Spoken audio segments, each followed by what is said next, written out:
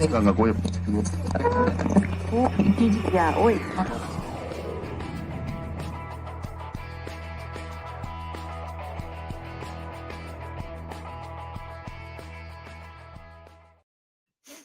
and welcome to UFC Tonight, Mirror Fighting's preview of UFC 264, Dustin Poirier against Conor McGregor, the third and most likely final part of their trilogy.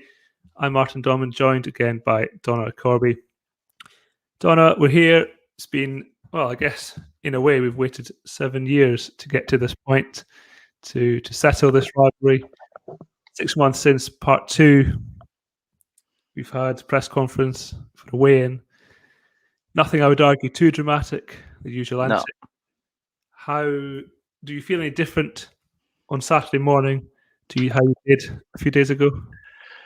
I thought Conor looked great on the scales yesterday. I thought he really looked like someone who the weight cut didn't trouble at all, which is different than usual.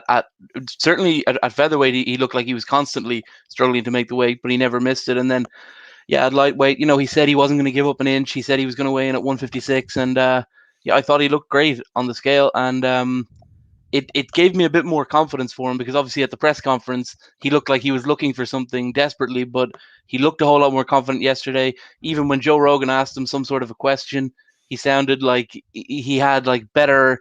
He seemed like kind of more like the old Conor. His line was very good when he responded to Rogan's question. And basically, after last night, I do feel a little bit more confident for Conor. Not that you can get too much from that sort of thing, but yeah, I think we are in for a decent fight this evening.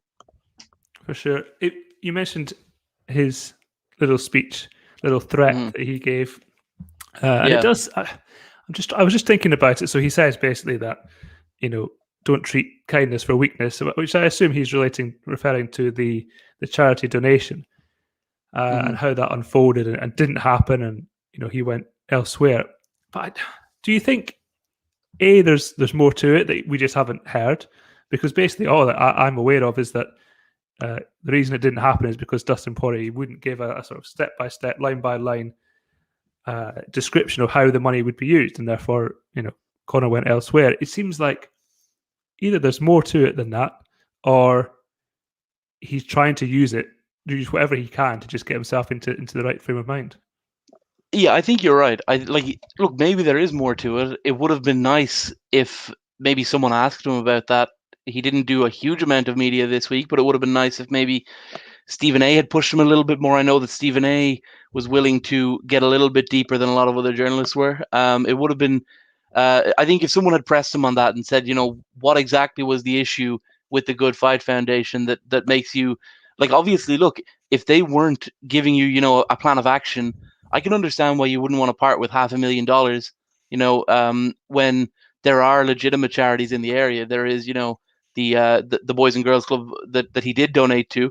I can understand it, but that's a pretty important thing to be going on about. And obviously Dustin is running this nonprofit, he's running this charity, and if I were Dustin, I'd be pretty annoyed if someone was coming out and basically saying that my charity was some sort of a scam, particularly if it's for children in the area who he wants to have a better upbringing than he did. So yeah, I would have liked if someone had maybe asked Conor a little bit more about that. But yeah, as of right now, with the evidence we have at our disposal, it does look like it's just a thing Conor is using to get himself in the mindset to be a killer. Because of course you would be aggressive, you would be hungry if someone was trying to scam $500,000 out of you to fund a gym or something. Like that would get you in the mood to want to kill someone. So I can understand it, but I don't know how necessarily true or not true this whole thing is. Yeah, and for Poirier, he said at the start of the week that there would be no reaction to anything that McGregor did, and that was true all week. He resisted any temptation to bite after his ceremonial weigh-in and sort of paid far more attention to his guest, who has benefited from his charity. He seems to be in a good place. It does seem that way, doesn't it? And he's obviously, look, it does come down to Dustin does seem to still have things to fight for. He's not even close to as rich as Conor.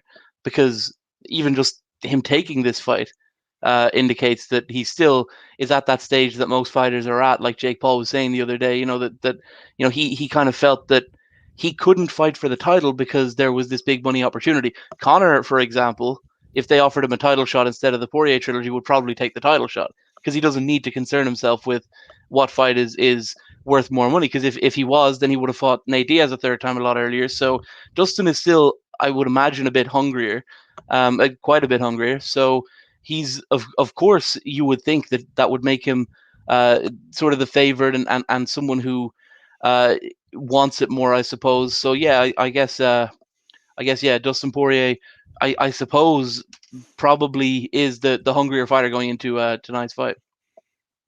There was a third fighter who weighed in yesterday, Rafael dos Anjos, Yeah. of course, with some history with McGregor, and they had a little altercation after the weigh-in, a bit of back and forth.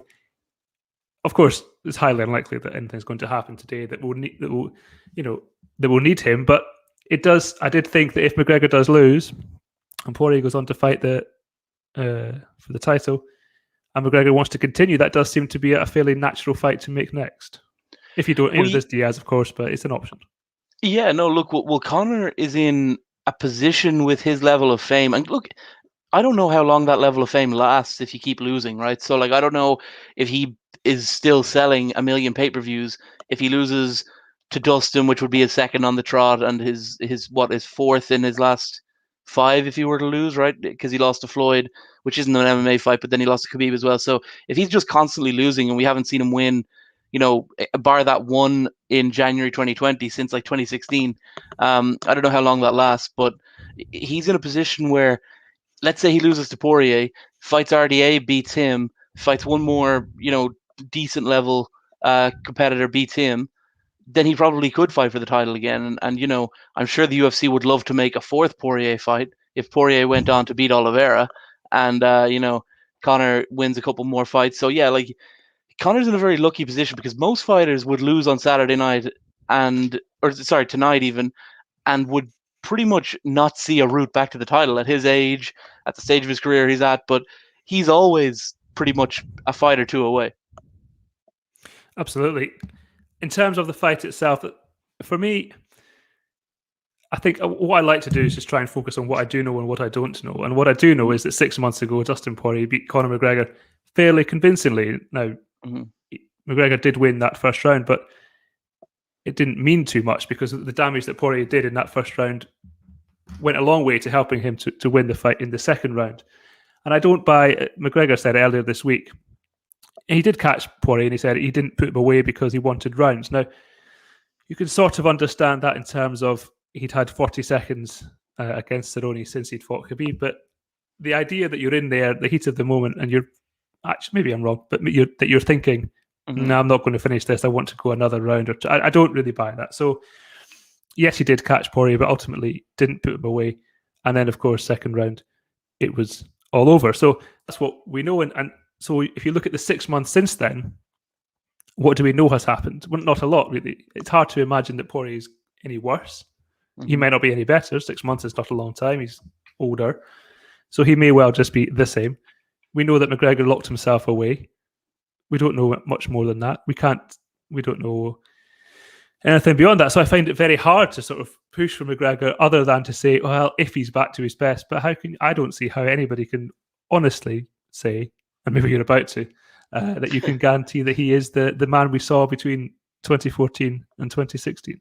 No, you're dead right. There isn't a great deal to add to it. I think when you talk about wanting to do rounds, do you remember a couple of months ago on the undercard? I think it was of Chisora Parker, Chris Eubank Jr. fought Marcus Morrison, and there was a clear moment, I believe, in the third or fourth round where Marcus Morrison was very badly hurt, and Eubank deliberately stepped off the gas, stopped, let the thing ease up. There was no moment like that in the Conor and Poirier fight where Conor, had Poirier in big trouble and stepped off because he wanted the rounds.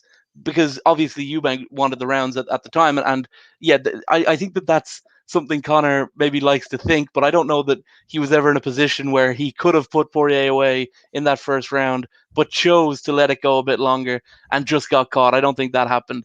So I think you're right with that assessment. And yeah, look, we don't know how much better or worse any of these fighters are, but I would imagine, like, look, Conor's locked himself away, and I really do like a lot of the people he's locked away with. I really think, obviously, Kavanagh having 100% control is always good.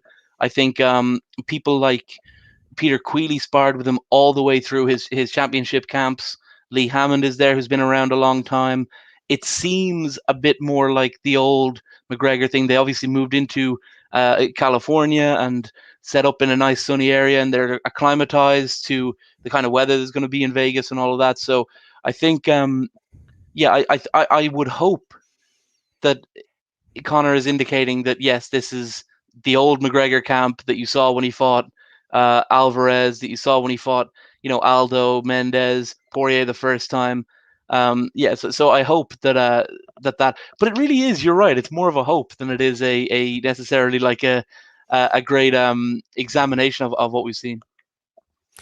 You're right, and Conor McGregor winning is definitely better for business, but I'm going to go with Poirier in 3, I think. What is your final call?